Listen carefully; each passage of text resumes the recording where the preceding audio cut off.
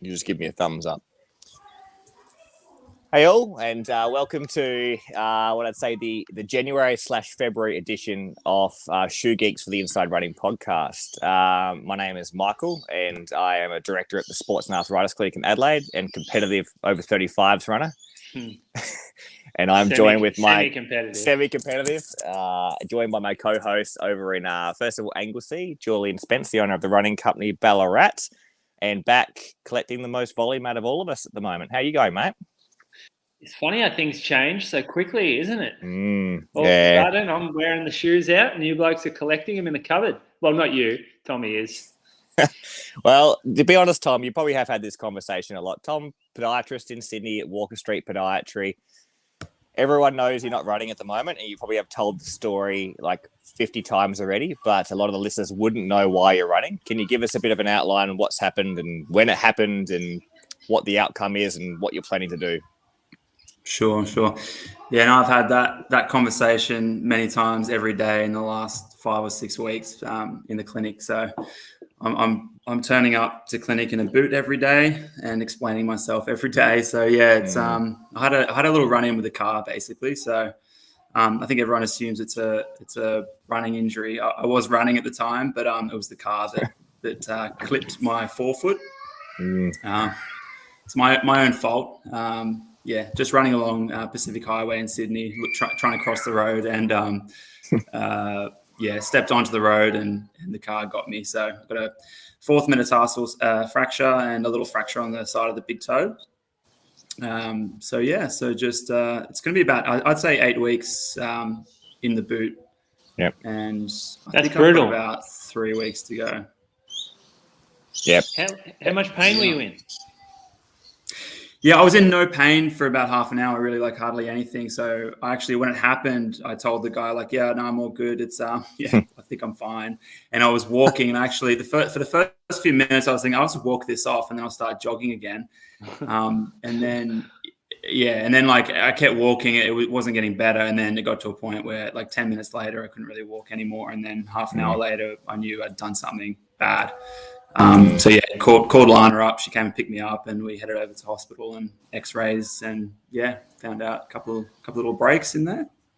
Sucks, Tom. No shame hiding it. I'm one of your biggest fans. It sucks because I know the shape you're in as well. So I hope it's a quick recovery, and I'm sure. I reckon you'd be an easy person to live with still when you're not running. I reckon you can fill your time with other stuff, can't you? I know Julian wouldn't be. He'd be terrible when he's injured, but I reckon you'd fill your time pretty well with other stuff. Exactly. That's what you got to do. You got to occupy yourself with other aspects. So yeah, which has been fine. I hear you're working a lot. Doing the Sydney Swans podiatry job, mixing in your own work, and lots of other case studies. I get little messages throughout the other day. So it's the busiest you've ever been, no doubt. Yeah, I'm seeing lots of interesting cases. So I'm pestering you a little bit more for a little bit of collaboration. It's good. That's good. So you can't really tell us much about your running. So what are you doing? Like obviously wearing a moon boot. So I've got my footwear here. So there we go. So I'm using that looks like a Marty McFly, one of those Nike boots. Did you put a heel raise in it? Yeah, so I've got a heel raise in there. So I've got my orthotic in there, and I got a 7 mil heel raise in there. So now it's got the rocker design, so that's offloading my forefoot well. So and you put the orthotic in just to shift the pressure behind the forefoot. Oh yeah, nice. Yeah, exactly. So and then I've got the Hoka Carbon X version 1. I've brought it back out. It's back. I never tried it. Going well. It was a bit of it wasn't really one of those high performing carbon shoes, was it? It was more of a daily trainer almost, wasn't it? Yeah, that's what I used it for at the time, just like a bit of a mileage daily trainer. But yeah, it worked. It was very harsh. That shoe, so harsh on the foot. Yeah, it wasn't soft. It was stable, which is actually why it's working well for me now, because it's I don't want a soft shoe. I actually wore the Invincible on the other foot, and for a couple of days, and it was terrible. It was like a rigid, solid boot, and then this like marshmallow soft high stacker on the other side, and it was a huge mismatch. So good test for the brain though, changing each step.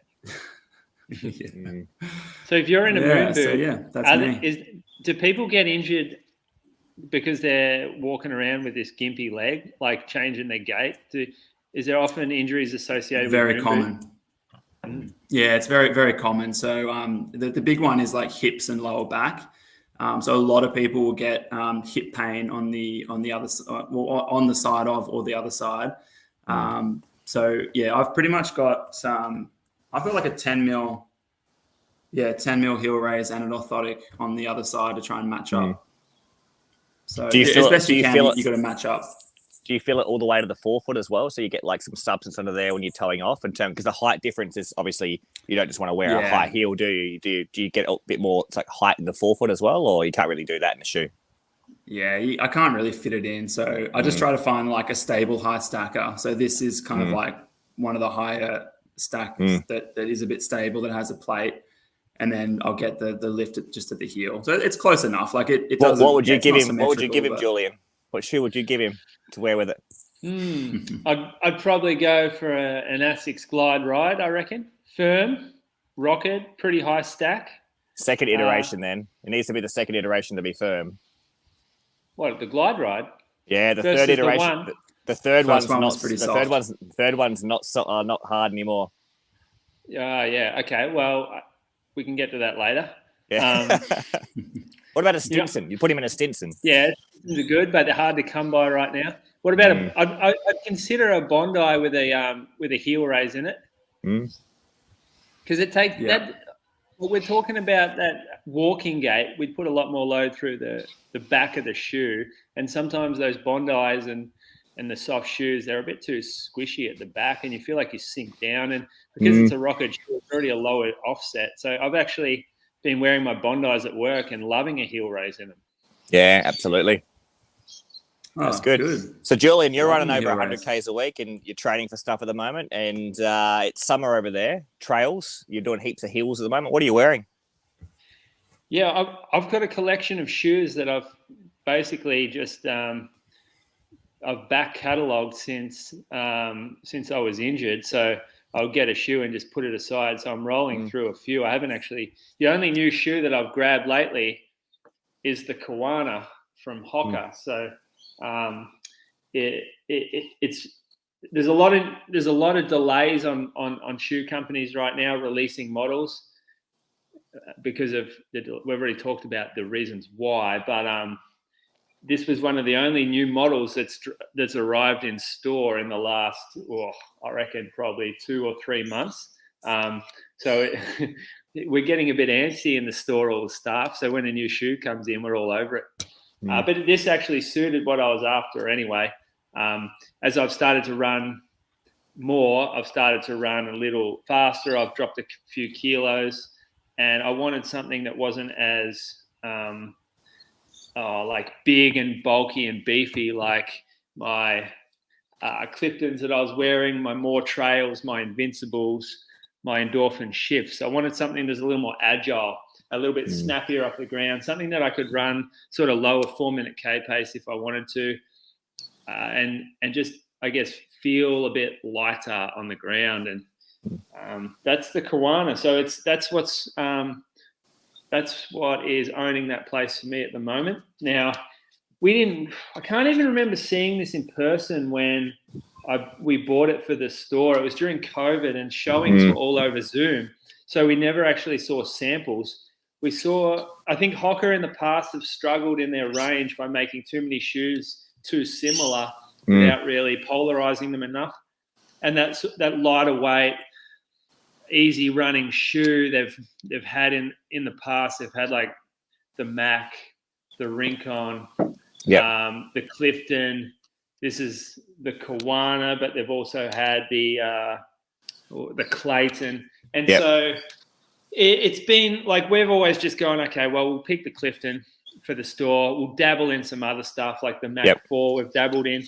And the Kawana to me was standing out as one of those shoes that maybe didn't have its own identity. So where are they placing it, Julian? Like in terms of like the line of the Hokas, where are they placing it amongst the shoes and what sort of market they're trying to go for? Yeah, so what they're going for is what they go for is what the marketing team wants them to go for, which at the moment for Hoka seems like a shoe that you can wear out on a jog, but then go to the gym in, which I think is I heard that. Yeah. It's undercutting the shoe. It's a bit disrespectful to the shoe, I think, because this to me is feels like more of a pure runner's shoe than some of the other models in their range. And I think if you're talking about it as a gym shoe, then you're selling it a bit short, because to me it's like if you came into our store, how we first described it, took it out of the box, the staff, I think it was Toby and Jimmy, grabbed it and they go, feels like less shoe than a Bondi, but a little more shoe than a Clifton. So it's firmer than a Clifton, but it's lighter than a Bondi. And it's somewhere in that realm where the Clifton, in the past, its biggest criticism has been that it turns mushy really quickly. So it compresses too fast, it gets too flexible, it gets too sloppy underfoot. And the Kawana helps to address this by being a firmer density shoe and being a little bit stiffer. So for me, I was hoping it was more of a relevant or improved Clifton for what I like in a shoe. But they're actually both in my lineup right now, with the Clifton being more of a double run shoe. So replacing in the range for me, like the New Balance More, or what else have I run in as double shoe? Like the Glide Ride from Asics, or the Invincible. Or the New Balance 1080, the Asics Nimbus Lite. It's more traditional. Whereas Kawana sits in the shoe that I put on if I'm out there for 70 minutes, and I'll give myself a bit of a license to pick it up if I want. And that's just it. The Clifton it doesn't feel bad within the first 0 to 30 minutes, but it does. I feel like it's almost like it's got enough midsole to not bottom out as such as well, but it's a bit lifeless at the end of the run. The Kawana is a hell of a lot firmer in terms of its density of foam when you first put it on. I'm sure Tom will chat about this, that if we call this rear foot rocker through here, this sort of grinds his gears a little bit. He really loves to feel the heel. The rocker in the forefoot is just stiff because the midsole density is firmer, right? It's definitely worth noting that it's probably a narrower shoe. I don't actually know the width that comes in, but it just feels like I don't think it comes in the double width like the Clifton does. So it is a little bit narrower, I would say. I just get my foot into it. I'm probably on the edge of being a D to 2E, and it sort of is tightish, but not ridiculous. I definitely prefer this shoe at the faster paces. Like I feel like if I was hitting the rear part of the foot, it felt like a bit of a brick on the base of the foot. Like it was quite a heavy shoe, like bottom heavy. But when the pace lifted up and I was sort of striking that sort of like midfoot forefoot, I sort of really hit this lateral part of your forefoot a lot. It felt really responsive. So this shoe felt good at closer to 4-minute K pace today than it did at 5-minute K pace the day before. But the shoe feels the same from 0 minutes to 60 minutes to 70 minutes from yesterday. I haven't taken it any longer, but the Clifton doesn't feel the same after 30, 40 minutes. And it feels like it's a bit, maybe a bit more lifeless, I'd say. And maybe that's the flexibility that increases as well, you were mentioning, Julian. Yeah. How would you guys... I took the Clifton for a 2-hour run a couple of weeks ago. And by the time I got back, it felt like I had a Nike Free on my foot almost. That's how flexible and sloppy it was. And I got a sore Achilles like immediately after, and I thought, this shoe doesn't handle 2 hours for me. I need something stiffer or firmer. And that's Kawana's been that shoe. So I think a higher body mass person goes into this shoe as well, no doubt, with a higher durometer foam for sure. What would you compare it to? Like another brand models? What's it most similar to? Is it like an Infinity? Is it like an Infinity, like with the slightly firmer foam and? It's not. It doesn't compress quite as much as an Infinity. It's definitely not quite as soft, and it's definitely a bit stiffer in the forefoot as well. So it's a more responsive Infinity with maybe a bit more weight to it. So I reckon the Infinity, similar to the Clifton, like as the run got a bit further, perhaps maybe the shoe became a bit sloppier as well. This is a hell of a lot more stable. Like the surface area of the shoe is so wide, very much like a Clifton, but with being a higher density foam. They've even filled in the rear foot through here as well. So, and you can see down on the profile of the shoe, looking top to bottom, it does have a little bit of a flare as well, medial and laterally at the heel. And I'm not sure if it's aesthetic or if it's like a functional design. You can see this, I think they call it a swallow tail. this rear part of the foot. I think maybe going downhill probably means it increases your plantar flexion moment a touch more. It's a snappier shoe, Tom. It's definitely firm. It needs a 9mm heel pitch for you for sure, because it's almost too firm with the rocker on it. Yep. But it may feel different. 50Ks now might be a different story. Yeah, so when you ask that question, Tom, I'm thinking, under like the foam density feels something like a Brooks Ghost, but when I wouldn't compare it to a Brooks Ghost because it doesn't ride at all like that. Given that it's a lower offset shoe with more of a rocker, it's probably a little more rigid through the forefoot. To me, it still felt natural. When I say natural underfoot, for me, natural is sort of midfoot strike. When I've run in the Brooks Adrenaline, which is very similar to a Ghost, really, I land more through the rear foot. I can really tell that the heel to toe offset.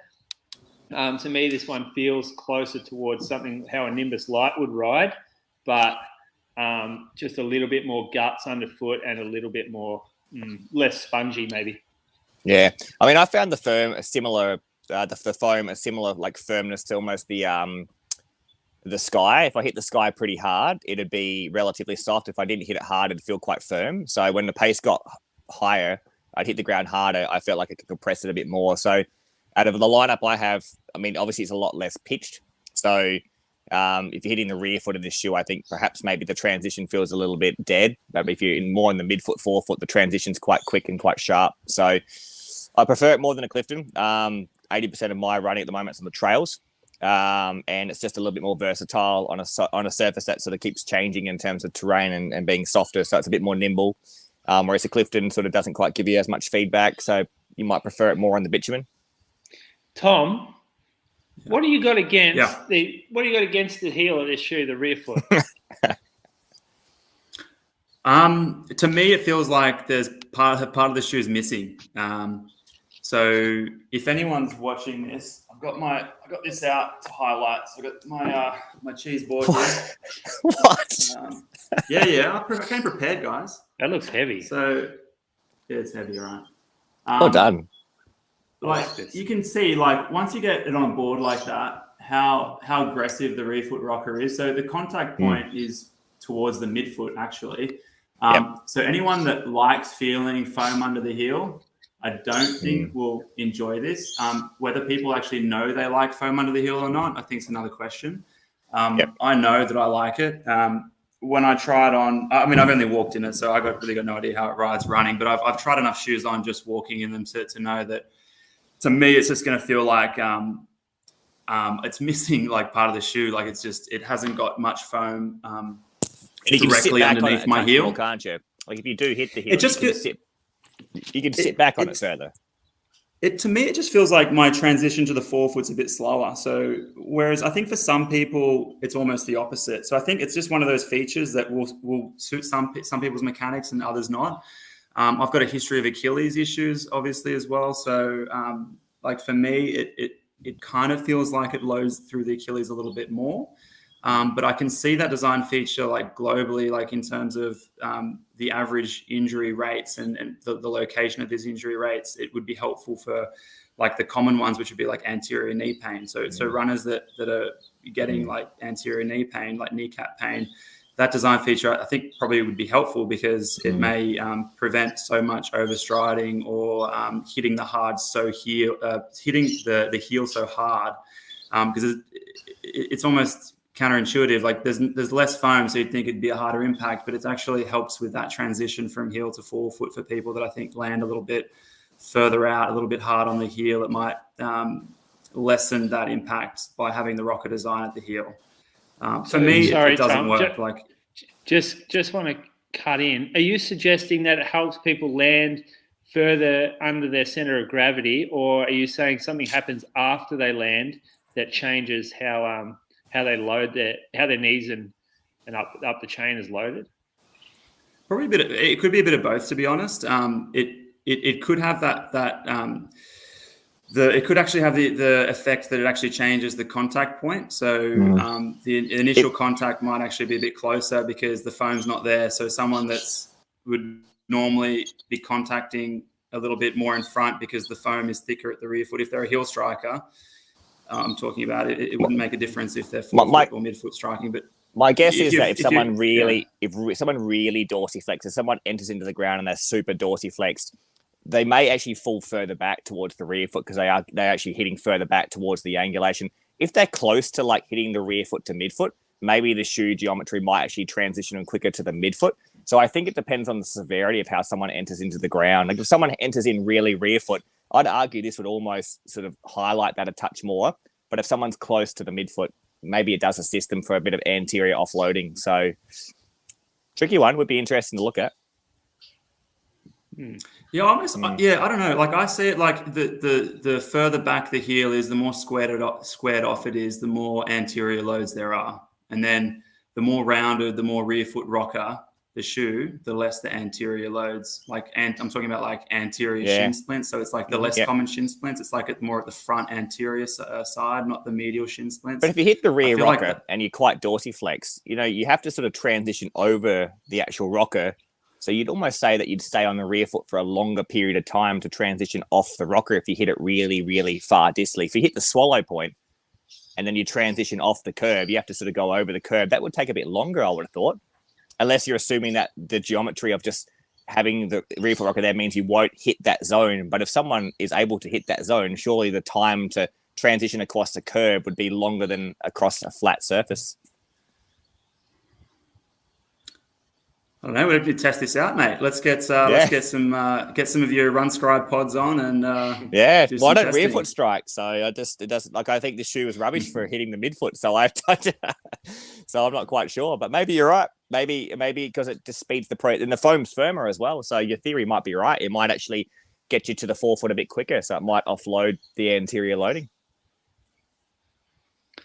Very good, Nitter. You've got some more protos apparently.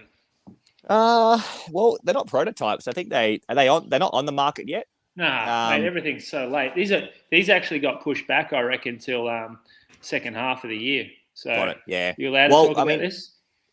I'm assuming so. Like if Jace from Asics sent me this one, and I'm assuming we'll be able to chat about it because I've seen other people wearing the shoe, so who've obviously received it a similar pathway, but. This is the Glide Ride 3, and you can see the biggest changes from the second Glide Ride. If you've seen it, it has that traditional, really aggressive forefoot rocker with no rear foot rocker to it as well. The difference is it is quite compliant, so I can flex the forefoot with ease. The original second model, even the first model, flexing the forefoot was quite a task to be able to do.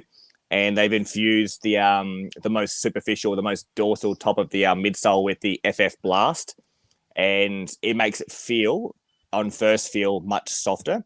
And probably the change, which is probably will sell a bit more, like it looks better as well, as just the knitted upper through here. They've really nailed the first feel in terms of the upper, and it is aesthetically pleasing. I think the Glide Ride makes a pretty nice looking shoe, so I think they'll sell well in the males and the females. But in terms of its function, the fit of the upper is a little bit smaller. This is not a 2E width, it's just small. So compared to the same version I had for the second iteration, I had a bit more space at the edge of the toe.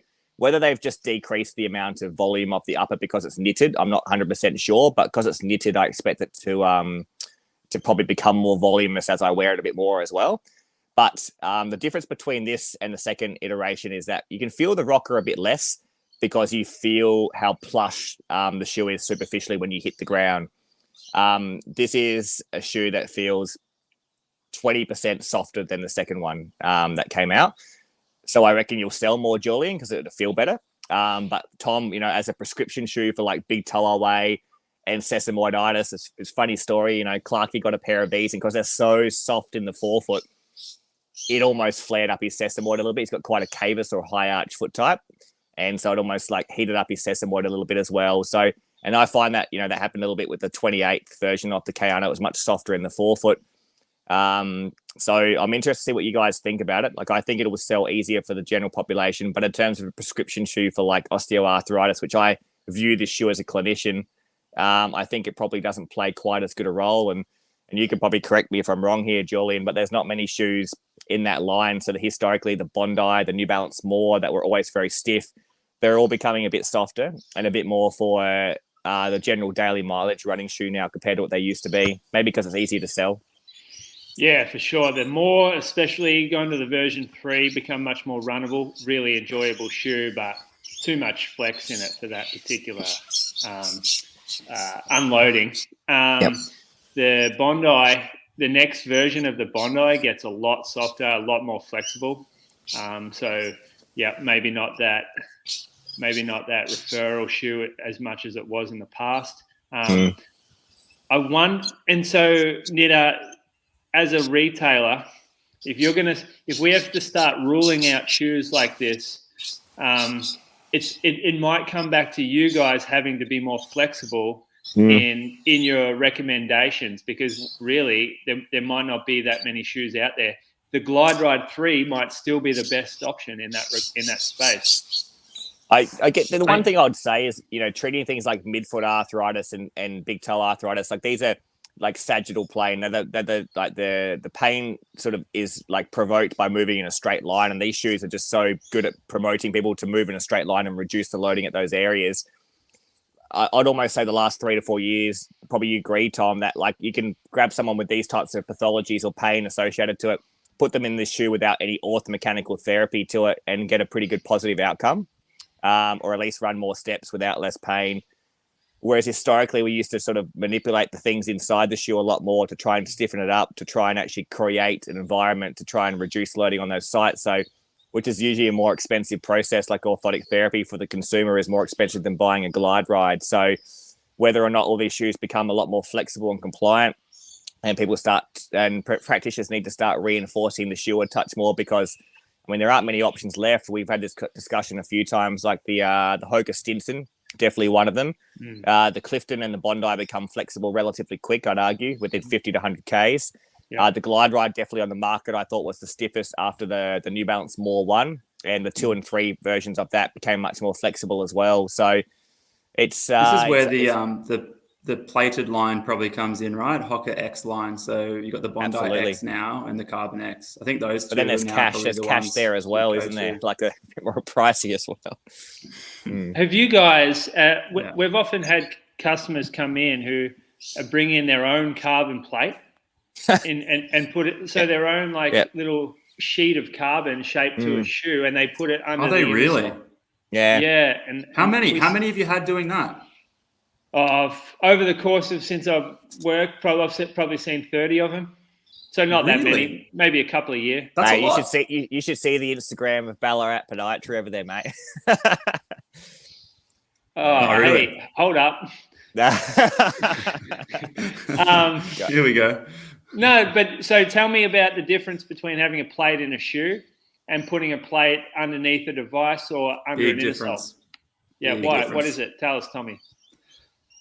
Because the plate by itself is just one part of how the shoe with a plate works. So I think it's not as simple. Like, we know that it's not as simple as putting a carbon plate in, because carbon plates have been put in shoes for a very long time. So it's to do with the geometry of the shoe in combination with the plate. So if someone's just putting plates in different shoes, that's risky, because if you're putting a plate in a shoe that's pretty normal standard geometry that doesn't have the rocker design, not high stack, it changes the loading dramatically. Not to say it's going to cause an injury, but it will change loading quite dramatically. Whereas if you put a plate in a very sort of high stack, so if someone put a plate in a Hoka, like a Hoka Clifton, that might be a bit safer than putting it into, I don't know, an Asics Nimbus.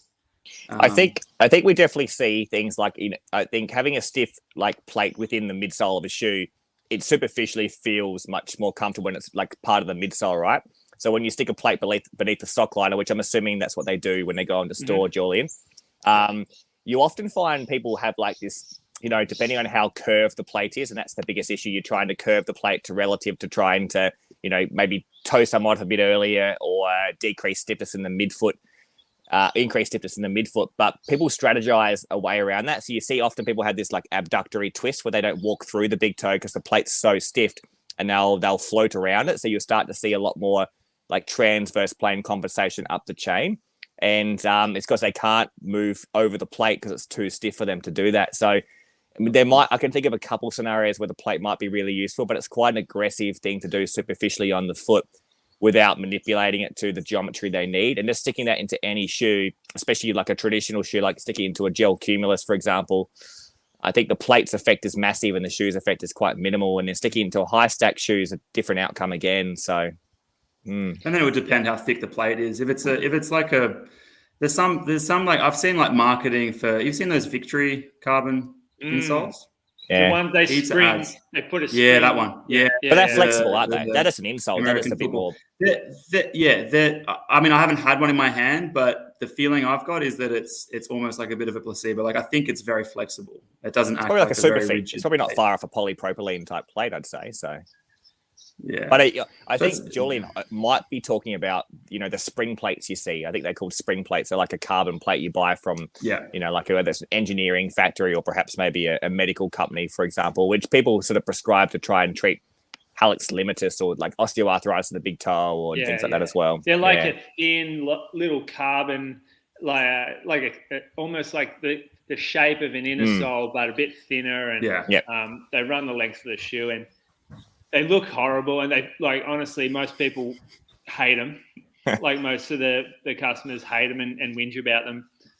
Are they using it for a performance reason? Is it a performance reason they're using it, or is it injury? It's a medical reason. I had a patient come through who was given a carbon plate probably only about 4 or 5 months ago. He brought it in with his Nike Free 5.0s. He was wearing under his sock liner. So it's sort of like the compromise, but. I dare I say I go back to it. Shoe companies probably don't listen to this podcast. I'm not sure who does. They do. But if they do, there is a market for people prescribing sagittal plane stiffness in shoes to try and treat pain. And for the consumer, I've arguably seen it rejuvenate running careers. People with arthritis in their late 40s onwards, and it makes us as practitioners look good, and it develops a relationship between a special retail outlet plus the practitioner without as much, cost in the middle. So when that starts to disappear, you start gravitating back to, more cost to try and reinforce the shoe, because that customized stuff inside the shoe is expensive. And, it's probably not good for my business as such, but doing less of it ends up being easier for me and better for Julian. But that's the way it should be. These shoes are coming, though. They're just coming from different areas. So coming up back half of the year, you're going to see the Saucony Endorphin shift. It's going to actually turn into a glide ride, basically. Yep. It's going to be super rigid, and it's going to fill that gap. I don't know this, though, Julian. Like, the reps don't come to South Australia anymore. I don't know what's going on. Well, the rep, no one comes anywhere because of COVID. Yep. So the reps aren't coming to stores either, but we might see one every now and then, or we might do a Zoom with them. And so the Endorphin shift next year turns into a real referral shoe. Not that anyone will know what it is and refer for it, but if someone comes in the store, we'll use it as that. And then there's also a shoe from Solomon coming called the Glide Max. Yep. And that's pretty much the same thing. High stack, very stiff, rocketed shoe. And it's designed for the road, but you can also, it's kind of like a Stinson ATR. It's a bit of an ATR type shoe, all terrain. That's good. So we're going to get we're going to get some action. It just might not be from the Hoka range, like. And my big question to you is, will you get like much stock of it? Yes. Well, I'm going for it because I see the value in it because of these reasons. And now a lot of the time, I'd say probably the biggest referral shoe used to be the Brooks Dyad because of the width, because of the rigidity, because of how stable and firm it was. But that's a pretty flat shoe. And without a rocker in it, how much is it actually unloading that first met joint as much as we want it to, or the Achilles or the calf or the plantar? So that's my point, though. Like, we used to use that shoe a lot with like traditional orthotic therapy or conservative off-the-shelf orthotic therapy, but some of these other shoes we've been able to use without doing anything like that at all. So because there was no rocker, there was no sagittal plane assistance in the Dyad, really, and I don't think there still is, to be honest. I think it's still the same sort of heavy, stiff, rigid shoe. It's very good for someone who's unstable on their feet, but that market's getting smaller, and the rocker has changed the game. It's really changed the industry because even we're seeing it come through the jogging shoes. If I put a shoe on now that doesn't have like a moderate to high rocker, I feel like it lacks a little bit of excitement. It feels a little dead to me. Like I want I want some love under my forefoot when I'm towing off.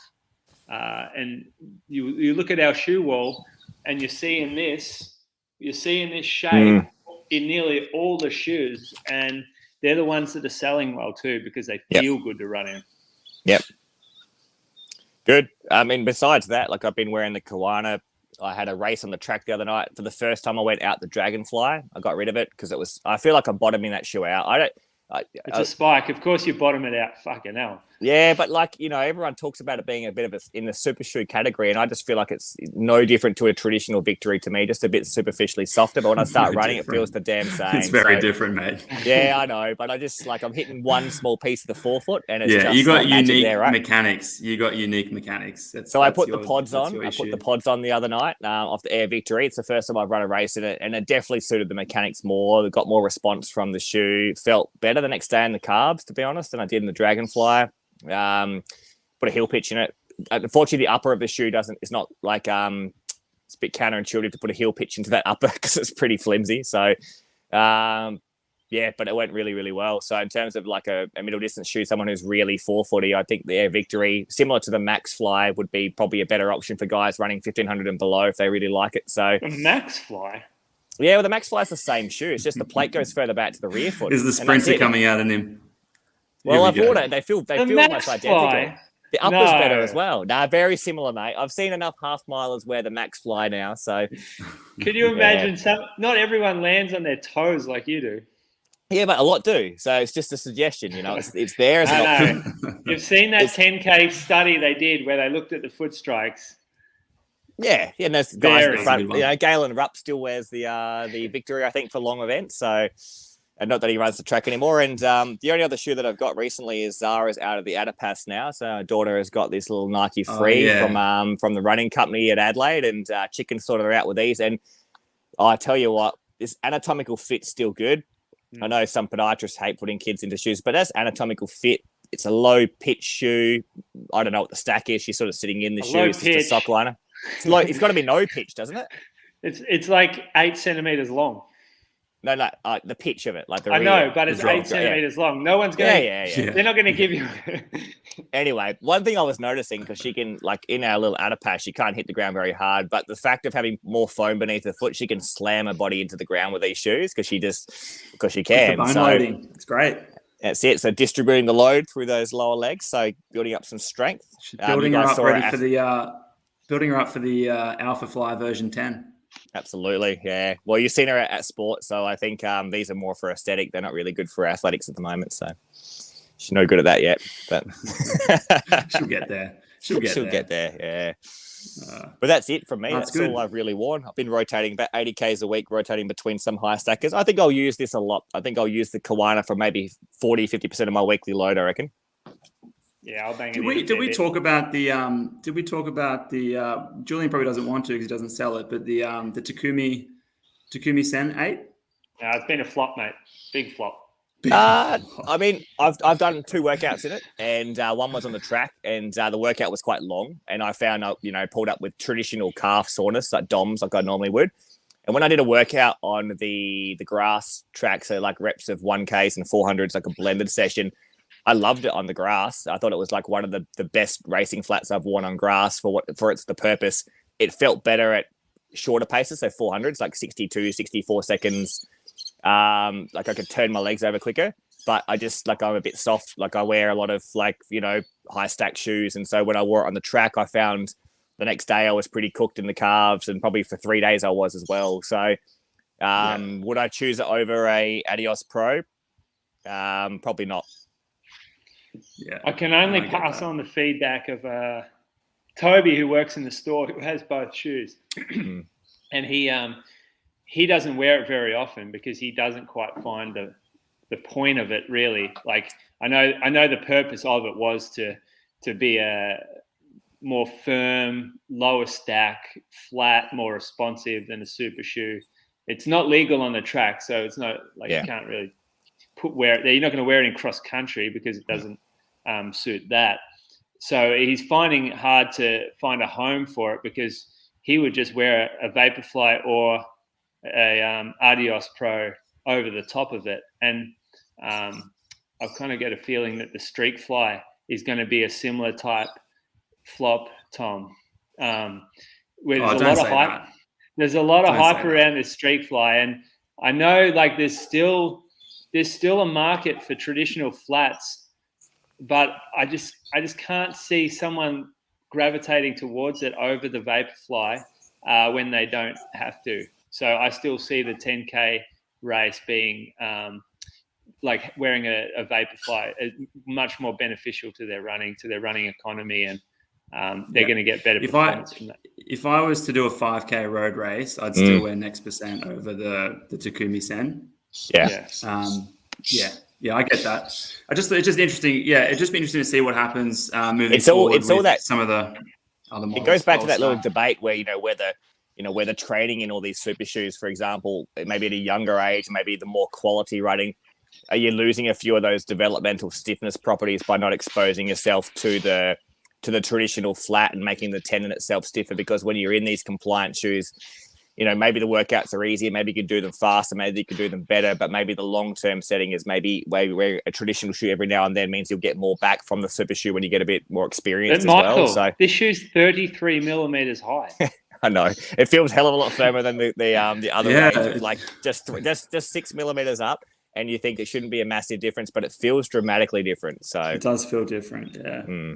I actually agree with you. I agree with you if we talked about traditional flats like a Waffle or an old Type A from Saucony, Nike Streak, LT, those shoes. I still think there's a market there for that.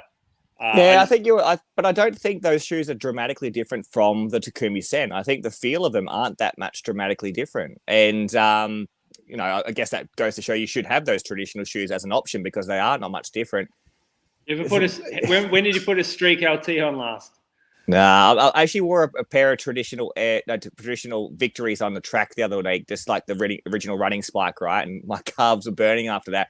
But I'm wearing a Hyperspeed. Like I've got a Hyperspeed still in the box.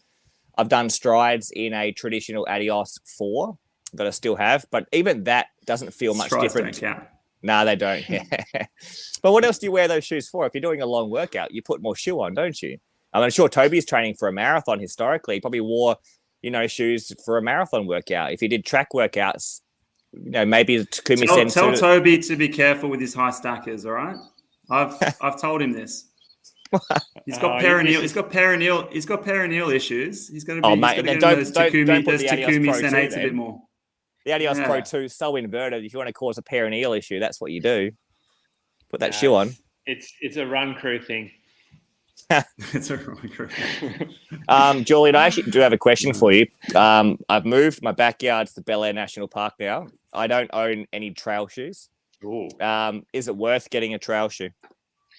Are you running on trails or dirt roads? Trails and dirt roads. In winter, I think you're going to appreciate a trail shoe more than summer.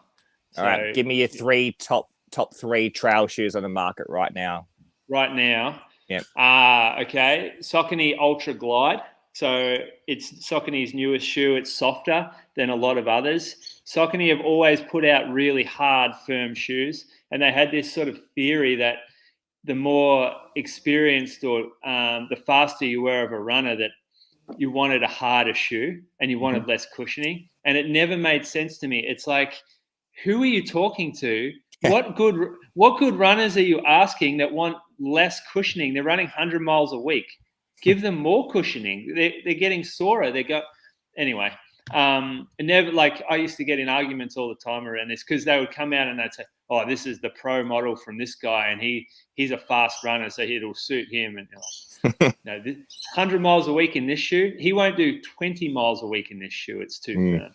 So they're sort of coming around to it, and they've found this Ultra Glide, which is soft and it's pretty poppy and pretty fun shoe. It's going to be it's a bit narrow still, but that's Solomon for you. So that's the Ultra Glide. The Trailmore knitter. The Trailmore is very fun. It's a big stack shoe. It's got a Vibram outer sole, pretty lugged.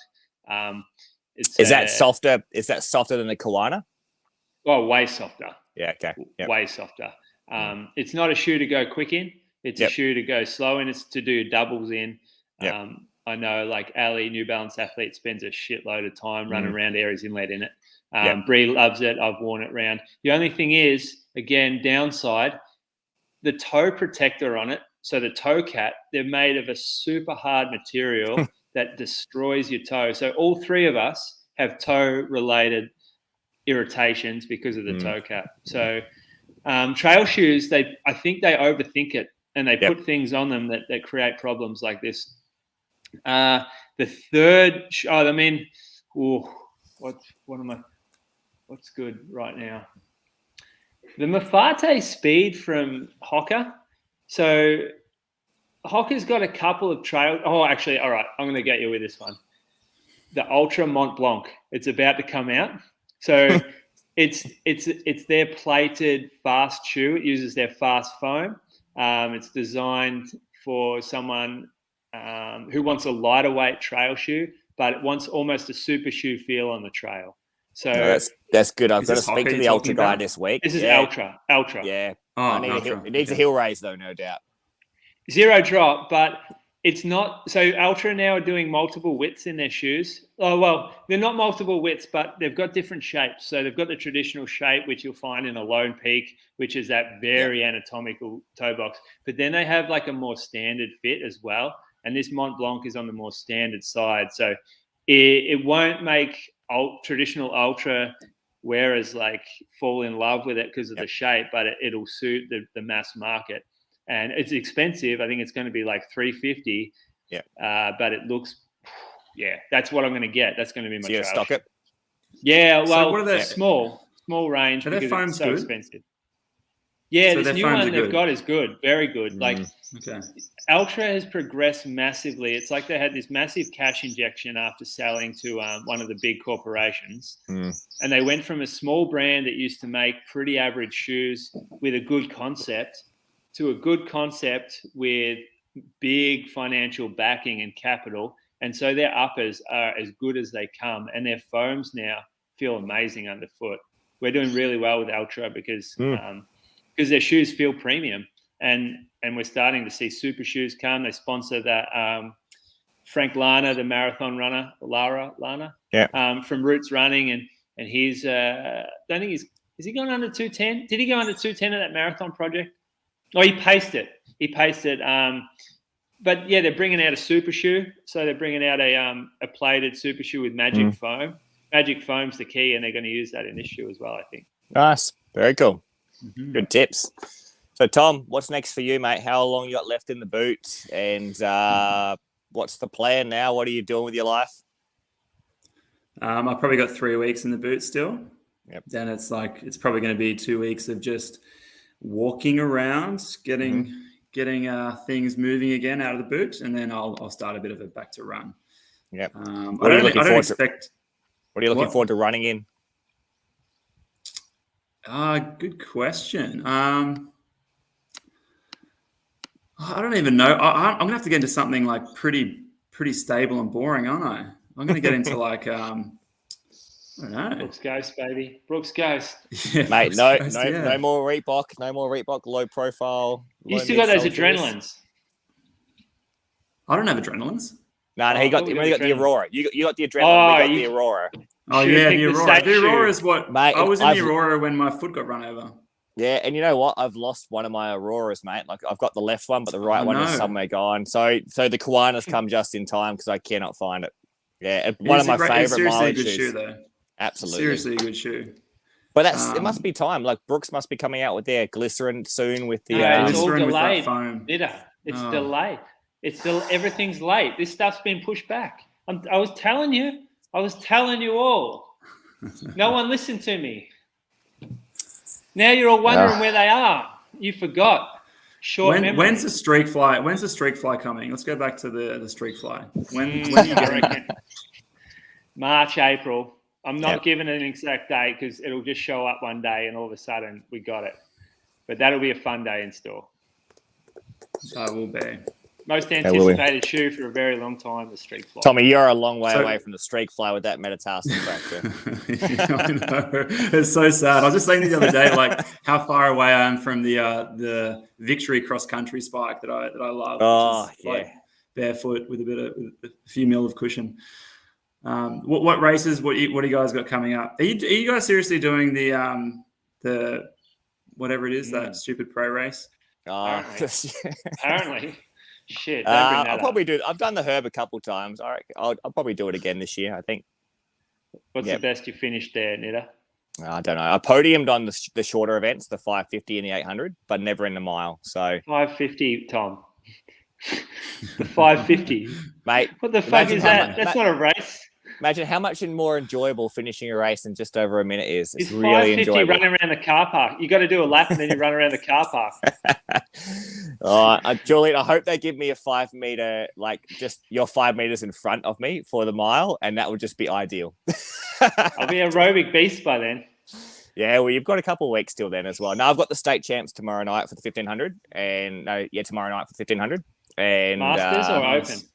Nah, I entered open like I did for the 3K, Julian. But if they put me in, I think I'll just sneak into the A race after running under 4 the other night. And then I'm going to run the 800 the day after. But that will be the old boys race because you have to break probably 154 to make the open final here. My prediction, Nitter, 2 weeks from now, announces a new retirement, Tom. Yeah. Blown Achilles, retirement. I'm just going to... Nah, mate, I've got the Air Victories with a heel raise in. They offload my carbs. We will see. Yeah. We will see. The shoe I needed when I was 20.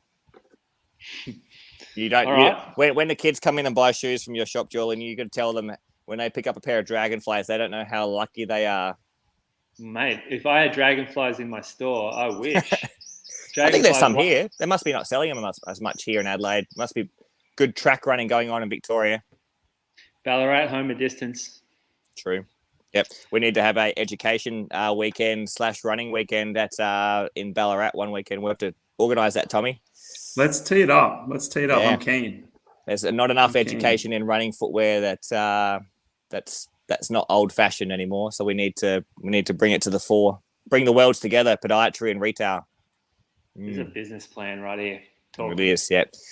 Oh, it's good to chat, guys. And we'll chat next week. I'm sorry to the listeners for waiting so long. We tried to get a guest. Well, actually, I tried to get a guest from the US, but the time was just too awkward. We still can't get him in terms of trying to get all three of us together because we all own businesses and we all have families, so it's just tough to get together. Yeah. Maybe next time. Tee it up anyway. That's all right. Next one. All right. See you, fellas. See you later, All right, guys.